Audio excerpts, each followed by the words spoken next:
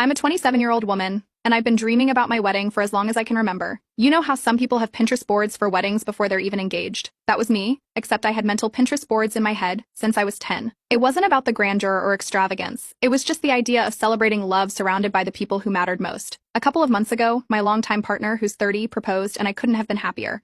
But what started as the happiest time of my life has quickly turned into a nightmare thanks to one person, my aunt. Let me set the stage a little bit. My fiancé and I aren't flashy people. We're both working professionals and pretty practical when it comes to money. We set a budget of $20,000 for the wedding. It's not huge, but it's enough to plan something intimate, elegant, and entirely ours. We found the perfect venue, a gorgeous garden space that feels straight out of a storybook but without the storybook price tag. Everything was falling into place. Now here's where things get messy. My aunt, who's 50, is that person in the family. You know, the type loud, opinionated, and wealthy enough to think her money gives her control over everyone else's lives. She throws these ridiculous parties that feel more like PR events than family gatherings, always making it about herself. She's also incredibly controlling, which is why I've always kept my distance. Unfortunately, keeping her out of this was not as easy as I thought. When she heard I got engaged, she called me immediately to congratulate me and offered to pitch in $5,000 for the wedding. That sounds generous, right? But there was a catch. She wanted input on the guest list. Specifically, she wanted to invite a bunch of her friends and business acquaintances. I declined politely, explaining that we already had a tight budget and wanted to keep it small. She acted like she understood, but that's when the subtle undermining started.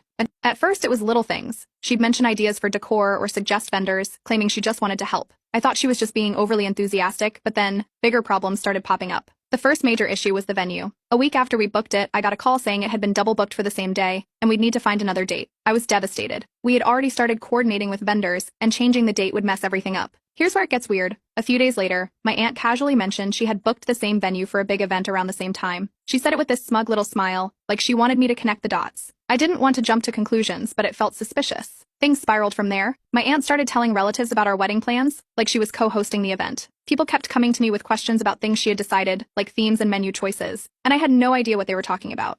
It turns out she had been framing her suggestions as finalized plans to other family members. My fiancé, bless him, has been incredibly patient through all this, but even he was losing his cool. He told me I needed to confront her before things got worse, but I was still trying to keep the peace. That changed when I found out she had invited her own friends to the wedding. These weren't mutual family friends or people I knew, just random acquaintances of hers. She claimed they might as well come since I've talked so much about your wedding to them. The audacity. The final straw came when I discovered she contacted my caterer without telling me. She had the menu changed to some over the top, expensive options I had specifically said I didn't want. I was furious. When I confronted her about it, she just brushed it off, saying, "You'll thank me later." That's when I realized she wasn't just being overbearing, she was actively trying to take over my wedding. I've spent the past few days unraveling all the damage she's done. My fiancé and I have had to scramble to find a backup venue, reconfirm all our vendor contracts, and deal with the fallout of her meddling. It's exhausting. And honestly, I'm at my wit's end. This was supposed to be one of the happiest times of my life, and instead I'm stuck putting out fires caused by someone who claims to care about me. I decided to share my story here because I don't know what else to do. I don't want to cut her out completely because she's family, but I also can't let her continue to steamroll me. Have any of you dealt with a relative like this? How do I set boundaries without causing an all-out family war? Update 1.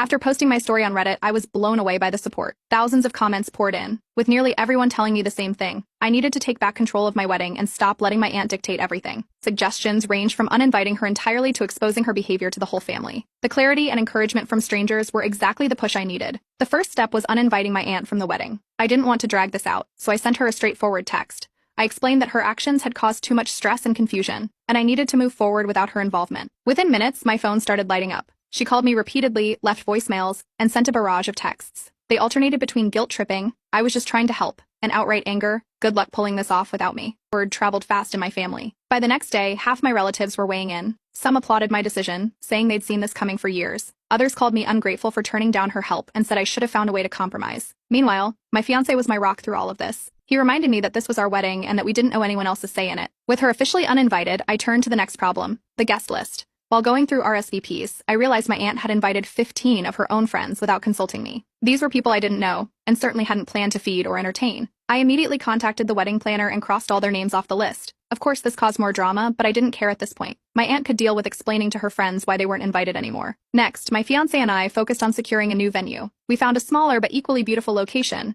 an outdoor garden space that felt more intimate and personal. It was a bit of a scramble to adjust the vendor schedules, but we managed. Looking back, it was a blessing in disguise. The new venue fit our vision better than the first one, and it was more budget-friendly. Just as we started to feel like we were getting things back on track, my aunt dropped her next bombshell. She announced she was hosting a family celebration on the same day as our wedding. She framed it as a casual gathering for relatives who couldn't travel for the wedding, but I didn't buy it for a second. Something about the timing felt off. That's when my cousin, her daughter, stepped in.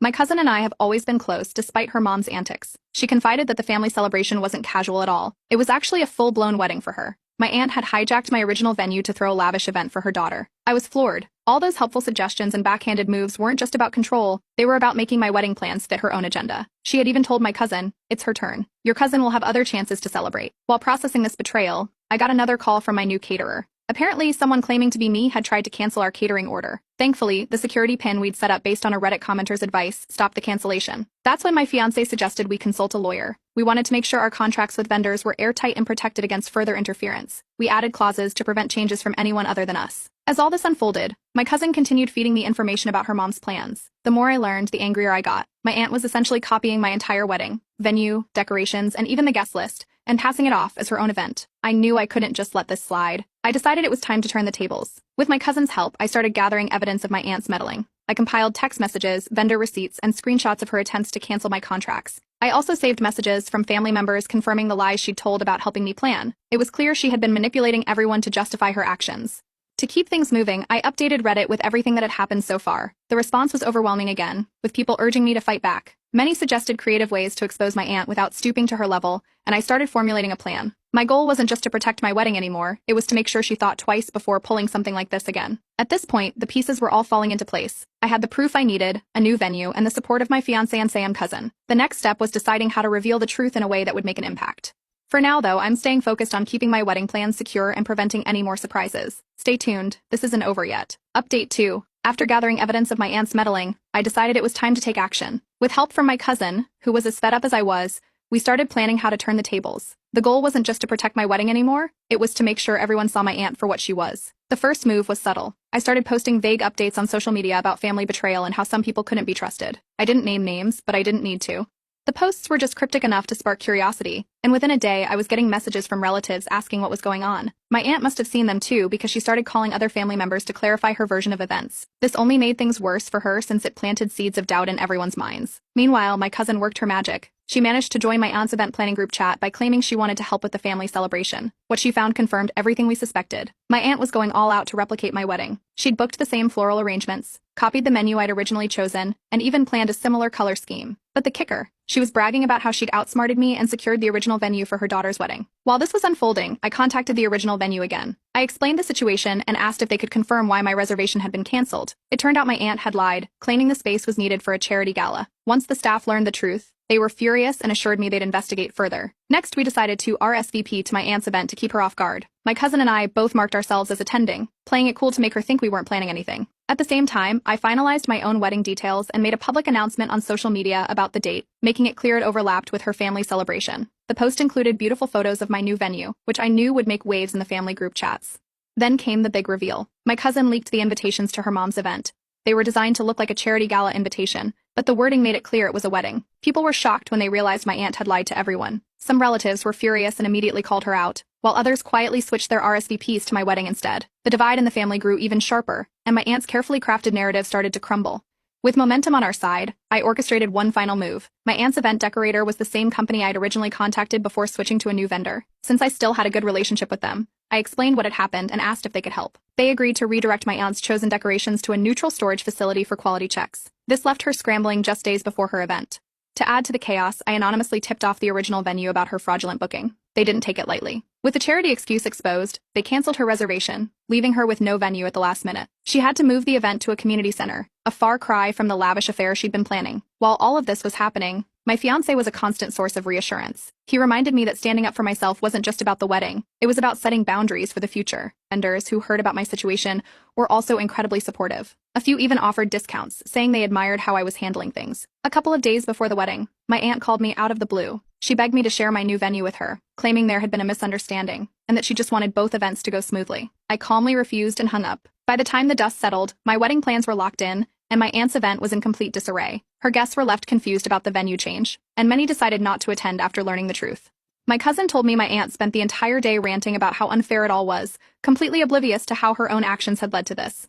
After everything was said and done, I posted my third update on Reddit, detailing the entire saga. Readers were thrilled to hear about my aunt's downfall, and the post quickly went viral. People were especially amused by how everything seemed to backfire on her in the end. Now, with just days to go before my wedding, I can finally breathe a little easier. The chaos has settled, and I'm looking forward to celebrating with the people who truly support us. Thank you to everyone who encouraged me to stand up for myself. I'll make sure to update you all once the wedding is over. Update 3. The wedding day finally arrived, and I'm thrilled to say it went off without a single hitch. Everything was absolutely perfect. The new venue turned out to be even more magical than I imagined. Fairy lights draped over the garden. The flowers were in full bloom, and every detail came together exactly as we had envisioned. Our guests, those who truly cared about us, were full of joy and love. It was intimate, heartfelt, and everything I'd hoped for. Meanwhile, my aunt's event was an absolute disaster. My cousin, who I guess you could call my inside source, kept me updated throughout the day. After losing her original venue and scrambling to find a replacement, my aunt ended up booking a small community center. The space wasn't designed for events like weddings, and it showed. The decorations were sparse, and with no time to find another decorator, she had to rely on store-bought streamers and balloons. The food? Cheap takeout pizzas stacked on folding tables.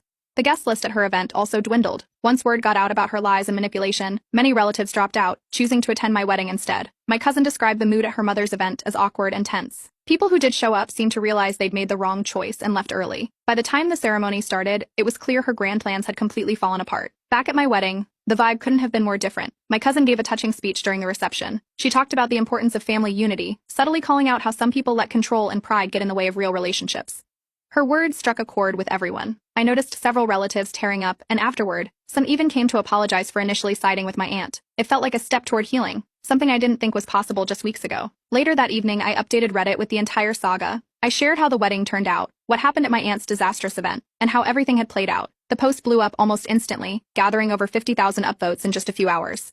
The comment section was wild, with people sharing similar stories of family drama and cheering me on for standing my ground. But the fallout didn't stop there. Somehow, the story caught the attention of a local news outlet. They reached out to me, asking if they could feature the tale in a piece about family dynamics and wedding drama. I kept it anonymous and agreed. The article went viral in our town, and I heard from relatives that my aunt was furious about it. She reportedly blamed sabotage for how everything had gone wrong but refused to take any responsibility for her own actions. As expected, my aunt didn't let it end quietly. A week after the wedding, I received a notice that she was threatening legal action against me. Her claim? Defamation and emotional distress. My lawyer quickly dismissed it as baseless. There was no evidence to back her up, and frankly, it seemed like a desperate attempt to regain some control. She dropped it almost as quickly as she'd started it. On a more positive note, the wedding drama seemed to mend a lot of fractured family relationships. Many relatives who had initially taken my aunt's side reached out to apologize. They admitted they hadn't realized the full extent of her manipulation and regretted doubting me. While I don't think everything will ever be completely back to normal, it feels good to know that most of the family is on the same page now. After the dust settled, my fiancé and I left for our honeymoon, a week of absolute bliss in Bali.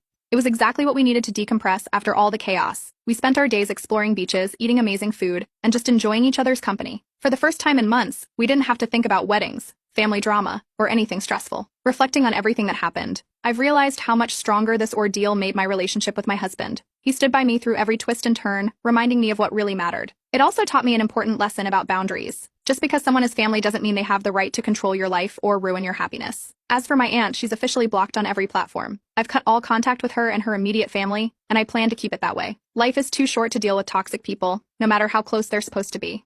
Before closing this chapter, I want to thank everyone who supported me through Reddit. The advice, encouragement, and even the funny comments kept me sane during one of the most stressful periods of my life. I've learned so much from this community, and I hope my story helps others who might be going through something similar. To those who asked how I plan to handle family events in the future, I'll be keeping my distance from anyone who tries to stir up drama. My husband and I are starting fresh, and we're determined to build a life that's peaceful and full of love. This will likely be my last update, but I want to leave you all with this. Don't let anyone steal your joy, and never be afraid to stand up for yourself. Family isn't about blood, it's about the people who truly support and care for you. Thank you for being part of my journey. Update 4. It's been a whirlwind since my last update, but things have finally settled for the most part. I wanted to share all the juicy details about what happened, especially with my aunt. Buckle up, because the fallout was as dramatic as you might imagine. Our wedding day turned out to be perfect. We pulled off a magical celebration at the new venue without any drama or interruptions. The garden was glowing under the string lights, and every little detail came together exactly as planned. The people who showed up were there for us, and the love and joy in the air were tangible. Some family members, mostly those who had sided with my aunt, didn't show up. Honestly, it was a relief. Their absence made the atmosphere lighter, and we didn't have to deal with any passive-aggressive comments or awkwardness. Instead, we were surrounded by people who genuinely cared about us, making the day even more special. Meanwhile, over at the family celebration, my aunt's event was an absolute disaster. My cousin, who was there as a reluctant participant, kept me updated throughout the day. After losing her original venue and scrambling for a replacement, my aunt ended up booking a last-minute community center. The space was tiny, poorly lit, and completely unsuitable for a wedding. Because my aunt hadn't planned for the change, the setup was bare bones. There were folding chairs, mismatched tables, and a few half-hearted decorations that looked like they'd been picked up at a dollar store. She couldn't find a replacement caterer on such short notice, so guests were served takeout pizza straight from the boxes. The cake? A supermarket sheet cake hastily picked up that morning. It was worlds away from the elegant affair she had envisioned. If that wasn't bad enough, one of her key vendors, a florist she'd hired to recreate the arrangements I had originally planned, refused to deliver. Turns out she hadn't paid the deposit. So her big floral centerpiece idea, completely missing. Guests who showed up expecting an elaborate event were visibly unimpressed. Some even left early, either out of frustration or to come to my wedding instead. My cousin said the tension was so thick you could cut it with a knife. The cherry on top? Someone posted photos of her chaotic event in our local community Facebook group with a caption about karma hitting hard. The pictures showed the bare setup, mismatched decor, and pizza boxes on the tables. The post quickly went viral, and the comments were brutal. People in the community recognized her from her extravagant parties and had a field day with the irony. Needless to say, my aunt was furious. The day after the wedding, my aunt confronted me. She accused me of sabotaging her event and ruining her daughter's big day. I calmly reminded her that she had sabotaged my wedding first and that all I did was stand up for myself. She didn't have much to say after that but stormed off, leaving a trail of muttered complaints behind her. On the flip side, my cousin privately thanked me for standing up to her mom. She admitted she had always felt controlled and was inspired by how I handled the situation. It was a bittersweet moment because I could tell she felt guilty about being caught in the middle. I reassured her that none of this was her fault and that I hoped she could break free from her mom's manipulative grip. As expected, my aunt wasn't ready to let things go quietly. A few days later, I received a notice that she was threatening legal action. Her claims? Defamation and emotional distress. My lawyer dismissed the threats immediately. There was no evidence to back her up, and her case had no legs to stand on. She must have realized this too because the threats disappeared as quickly as they came. On a more positive note, the wedding drama seems to have been a turning point for some family relationships. Many relatives who had initially sided with my aunt reached out to apologize. They admitted they hadn't realized the extent of her manipulation and regretted doubting me. While I'm not expecting miracles, it feels like the start of something healthier within the family. Once the dust settled, my fiancé and I escaped to Bali for our honeymoon. It was everything we needed and more. We spent our days exploring beaches, indulging in amazing food, and soaking in the beauty around us. For the first time in months, we were able to fully relax and focus on each other. Reflecting on the whole ordeal, I've learned a lot about boundaries and self-respect. Family ties don't mean you have to tolerate toxic behavior. I've officially gone no contact with my aunt. She's blocked on every platform, and I've made it clear to the rest of the family that she's not welcome in my life moving forward.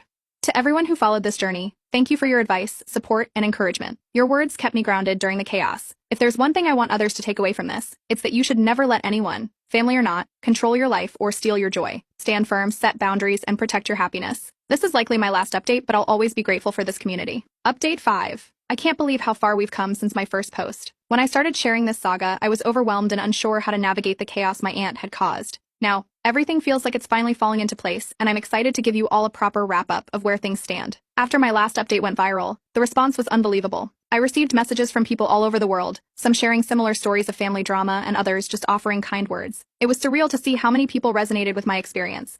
The most touching messages came from people who told me that reading about my journey gave them the courage to stand up for themselves in their own lives. It's amazing how a community of strangers can be so supportive. The fallout for my aunt has been significant. Her reputation within the family has taken a massive hit. Many relatives who were once loyal to her have now distanced themselves. A few have even cut ties entirely, saying they can't deal with her manipulative ways anymore. She's become somewhat of a pariah at family gatherings, and from what I hear, she's not handling it well. It seems she still hasn't accepted any responsibility for her actions and continues to blame everyone else for her problems. One unexpected silver lining is my cousin's newfound independence. After everything that happened, she made the brave decision to move out of her mom's house. She's starting fresh and even looking into therapy to work through the control issues she grew up with. We've stayed in touch, and I couldn't be prouder of her for taking this step. She deserves so much better than the environment she was stuck in, and I'm excited to see her thrive. On a personal note, my husband and I recently received the final wedding album from our photographer, and it's absolutely breathtaking. Every photo captured the joy and love of that day, and looking through them reminds me of how worth it all the stress and drama was. It feels good to know that we created something beautiful despite all the challenges. Interestingly, the entire ordeal has opened up some unexpected opportunities for me. A popular wedding blog reached out after my story went viral,